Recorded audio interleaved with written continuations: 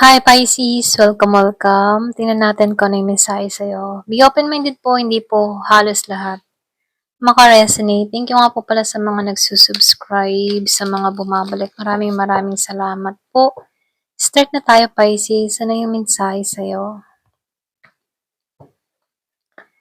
Give me the message for Pisces. The Mystic Rose. So, love reading to, no? And the Rose Thread. May misteryoso. Okay, misteryoso, misteryosa, or pwede meron ditong gantong tao, okay, mahiwaga siya, marami siyang kaalamang lihim, or pwede sabing karunungan, ano. So, nakikitaan ko rin dito, yung iba sa inyo, nakikitaan ko dito, ano, meron ditong tao na madasalin. So, nakikitaan ko dito yung mahal na birhen.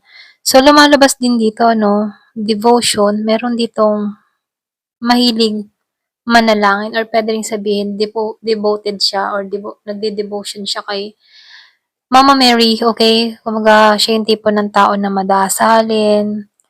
So, nakikitaan ko rin dito, pure, mabuting tao. Pwedeng ganito yung katangian mo, no? Ikaw yung tipo ng tao na madasalin. So, lumalabas din dito, no? Marami kang pinagdaanan sa buhay kung bakit nagiging kang matatag sa panahon ngayon. Pero nakikitaan ko dito, nalalampasan mo yung mga nararanasan mo buhay dahil sa pananampalataya mo, okay? So, nakikitaan ko dito, meron ditong tao na malakas yung faith, pananalig, pananampalataya, okay? So, nakikitaan ko rin dito, merong calling sa'yo. Ayan, kumbaga, pwede rin sabihin na meron kang purpose. Ito lang nakikita ko, no? So, meron ditong mahiwaga akong ayan, pasensya na utal ako, nararamdaman sa The Rose Thread. So, nakikitaan ko rin dito, ginagabayan ka para magtagumpay, okay? So, kung ano man yung hinihiling mo dito, na ipagkakalob sa'yo ito lang ng mensahe sa'yo. So, tingnan natin dito sa isang card. Kumbaga, yung mga katangian mo ito, dito ka magugustuhan ng taong parating sa buhay mo.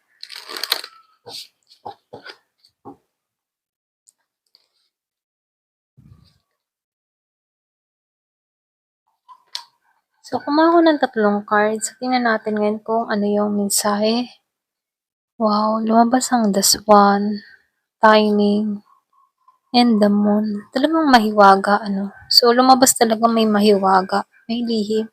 Kumbaga, hindi pa dito i-reveal kung sino tong parating sa buhay mo.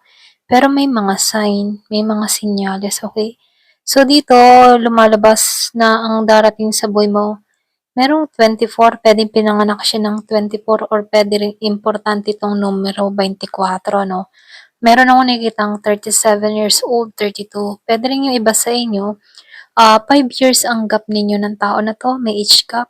So, lumalabas dito may timing. Merong timing, or meron ditong oras, or pwede rin sabihin na merong ditong spiritual na parating sa buhay mo. So, nakikita ko dito yung spiritual love, okay? Yung bang tipo na meron ditong something sa inyong dalawa na kung saan, ano, meron ditong pagsasamahin, okay? So, nafe-feel ko dito yung twin flame. Kung naniniwala ka sa twin flame journey, yung bang tipo na may something hiwaga, may lesson, at meron ditong mas matatag na connection. Kumbaga, meron kayong pag-uugali na kapareha, okay? Magkapareho ng pag-uugali. So, dito, lumalabas din dito, merong travel, or pwede rin sabihin makilala mo to sa ibang bansa kung ikaw ay nasa ibang bansa, or pwede rin sabihin na ibang lahi to. So, nakikitaan ko dito may kaibahan sa inyong dalawa, okay? Pero ganun pa man, nakikitaan ko dito na pagbubuklo din kayo or pagsasamahin kayo ng taong ito, okay? Kailangan lang dito ay tapang, ano, at lakas ng loob, kasi nafe-feel ko dito challenging, okay? Pwede rin sabihin challenge sa kultura, or pwede rin sabihin sa pananirahan, okay? So, dito, lumalabas din dito, nasa malayo to, okay? Ito lang nafe-feel ko sa taong parating sa'yo. Kung meron kang mga nakakausap, ano, social media, online, matatagpuan mo to doon, okay? Give me the message. Ano pa yung mensahe? So, nafe-feel ko din dito, no, masyado tong masekreto. Pwedeng subukan ka ng tao na to. Ito lang nafe-feel ko, no. Masyado siyang masikreto.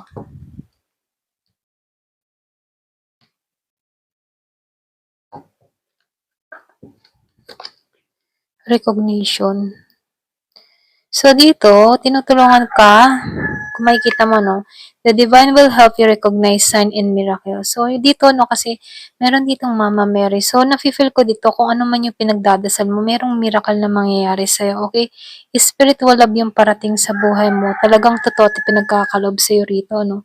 So, lumalabas din dito, si God yun makakatulong. So, lumabas yung the world. So, nakikitaan ko dito yung kanina, confirmation sa sinasabi ko. I think yung iba sa inyo, ibang lahi ito, okay? Kumbaga, magkaiba kayo ng kultura, magkaiba kayo ng lingwahe or paniniwala. So, nafe-feel ko dito, susubukan ka ng tao na to, okay? Nafe-feel ko dito, pwedeng meron siyang iniingatan sa kanyang sarili at pwede rin sabihin pinoprotektahan niya at gusto niya mapagkakatiwalaan at hindi siya gagamitin dito, okay?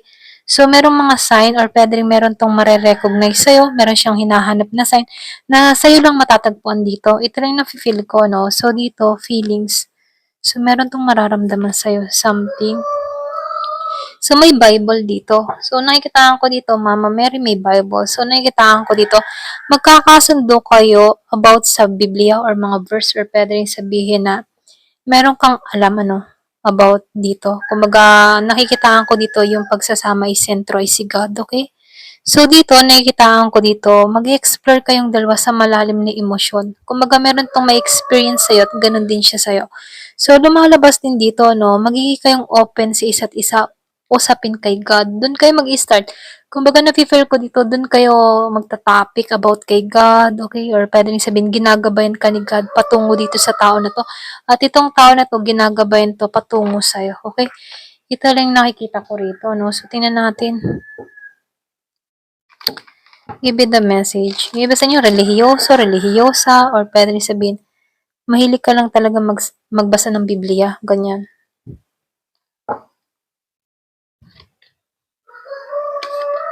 Ayan, pasensya na sa, lang, manok, kung kinig nyo. So, give your relationship a chance. So, bigyan mo ng chance tong relasyon na to. Work on your partnership. So, express your love. So, kailangan lang dito, no, magparamdam ng nararamdaman. So, you deserve love. Deserve mong mahalin, you are lovable. Pwede rin sabihin na itong tao na to, no, may matagpuan siyang mga katangian mo, okay? So, nakikitaan ko dito, romantic gesture. Kumbaga, no, siya yung tipo ng tao na mahilig mag-testing or susubukan ka ng tao na to, okay? Pero meron tong mga makikita sa yung mga katangian na hinahanap niya rito. Pwede rin mahilig siya sa magbasa ng Bible. Kung ikaw yung tipo ng tao na hindi mahilig magbasa ng Bible, nakikitaan ko dito itong taong parating sa'yo, relihiyoso, okay? Meron siyang makikitang katangian mo na magugustuhan niya rito, okay? So, nakikitaan ko dito, susubukin ka ng tao na to sa umpisa. Ayan. Give me the message. Kasi siya yung tipo ng tao na gusto niya, nire-reserva niya yung sarili niya sa karapat-rapat na babae or lalaki sa buhay niya. Ganun, okay? Masyado siyang malalim, ganun. Hindi siya yung tipo ng tao na liberated. So, nafe-feel ko dito conservative at family-oriented tong tao na to. Ayan. So, the magician, So, lumabas ang magician. So, miracle to. So, nakikita ko dito, 2 beses na lumabas ang miracle. May milagrong mangyayari or pwede rin sabihin, meron tong makita sa'yo. Okay, something na hiwaga or kakaiba, different sa kanilang kultura o paniniwala. Ganon. So, lumabas ang 4 of Swords. So, nakikitaan ko dito, no? Yung bang tipo makakaramdam siya ng kapahingahan sa'yo, nakakasigurado siyang ligtas siya sa'yo, ganun, okay? So, nakikita ko dito siya yung tipo ng tao na magaan ka, magaan yung energy mo sa kanya, feel niya yun. The Sun, lumabas ang The Sun, so nakikita ko dito happiness. So, pareho kayong magiging masaya sa isa't isa. Ito lang nakikita ko. Pareho kayong bubuo ng pangarap, pareho kayong magsasama dito, pareho kayong mag-share ng mga nararamdaman nyo, na kung saan nagbibigay ng liwanag sa inyo, ang bawat isa. So, masaya lang yung mangyayari at magaganap sa inyo. So, nakikita ko dito meron tong hatid na kapayapaan sa'yo, harmony, peace of mind, ganyan. So, malakas yung Pisces dito, Ito lang nakikita ko dito. So, lumalabas din dito, matatagpuan ka ng tao na to. Mapipil niya na kakaiba ka or different ka sa iba. Pwedeng marami na tong nakausap na babae o lalaki online ano, pero nung matagpuan ka ng tao na 'to, meron siyang mararamdamang kakaiba sa'yo, okay? So, kindness. So, nakikitaan ka ng tao na 'to na mabuti, mabait, ganyan. So, dun palang tagumpay na siya pagdating sa'yo. So, nakikitaan ka ng tao na 'to na ganito, mabuti, mabait, pure. Ito yung mga katangian na hinahanap niya sa isang tao na matatagpuan niya sa'yo. Okay, ito lang yung nakikita ko. Thank you for watching. Love and peace.